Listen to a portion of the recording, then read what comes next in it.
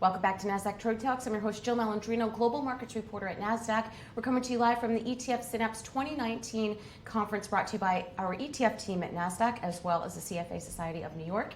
And joining me for this segment, we have Ben Johnson. He's the director of global ETF research over at Morningstar, and we're going to take a look at trends that are shaping the ETF industry. Ben, it's great to have you on set with us in New York. And investors, they have a lot to celebrate when it comes to investing right now. Costs have dwindled down next to nothing.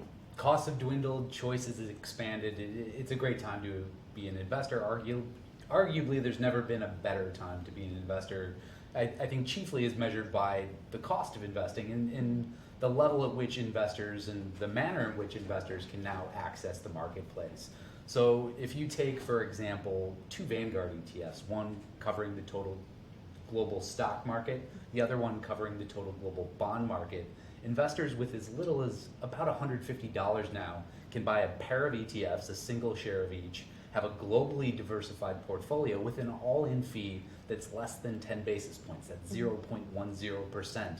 That would have been unfathomable to anyone going back even really just 10 years ago. Right, and that's what's so great about the ETF product is that you can't do this individually. If you want to go, match a benchmark, match a theme, match a sector, it's impossible to do that as an individual investor. So this wrapper has really opened up product world for retail investors. It has, and it's a technology at the end of the day. It's a new wrapper, it's a new means of packaging and distributing investment strategies. You can think of it as kind of the Amazon Kindle to your local bookseller. It's open architecture, it's easily accessible, it's low cost, it's hyper efficient, like any new technology should be. Right, and even going back to thematic funds, anything from robotics to cannabis to ESG related funds, it's almost like the new stock picking with all the options that are available. Yeah, certainly you can almost have kind of a paralysis by virtue of analysis of this ever expanding menu. There are certain things that have come up that are incremental to the core portfolio building blocks, that are useful, that are suitable for a huge spectrum of investors. A lot of the stuff at the margin is entertaining. There are these shiny new objects that, frankly, are just oftentimes a lot of spaghetti that's getting thrown at the wall by sponsors that are just trying to capitalize on whatever the hot trend might be of the day. But that's nothing new either, right? This goes back, eons now, be it tulips, be it tech stocks in the dot-com bubble, you name it. ETFs, again, are just a new means of packaging and distributing those exposures to investors. They're kind of an easy button of sorts to access your portfolio, your theme of choice. What about the new non-transparent active ETFs? I think non-transparent active ETFs in all of their different forms, frankly, are a solution in search of a problem that investors don't have. It's an asset manager's problem, the problem of transparency. They don't want to be the player at the poker table that's showing their hand to their table mates every time a new card comes out of the deck.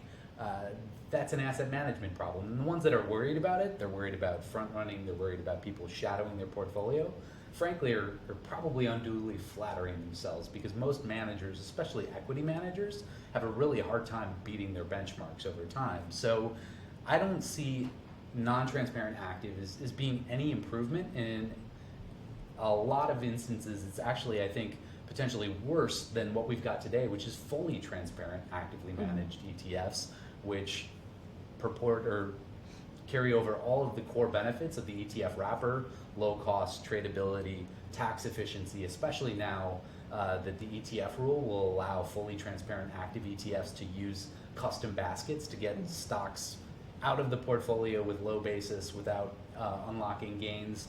I think that's a huge advantage that they have over less transparent active, that again I think is a problem in search of an asset, or a solution in search of a problem that is an asset management problem. It's not an end client problem, it's not an end investor problem. Yeah, it's an interesting take on it. And to wrap up here, you're saying that ultimately investment content is king.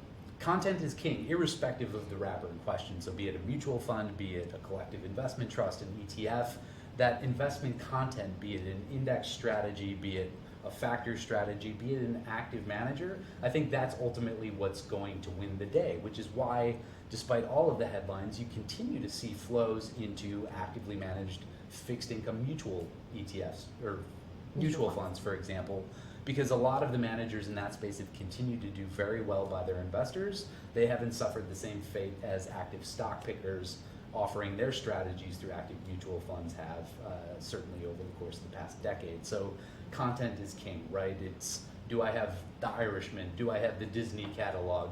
And not so much, is it Netflix or is it Disney Plus? All right, thanks for the insight and for joining us on Trade Talks. And thank you for joining me throughout the day from the ETF Synapse. I'm Jill Malandrino, Global Markets Reporter at Nasdaq.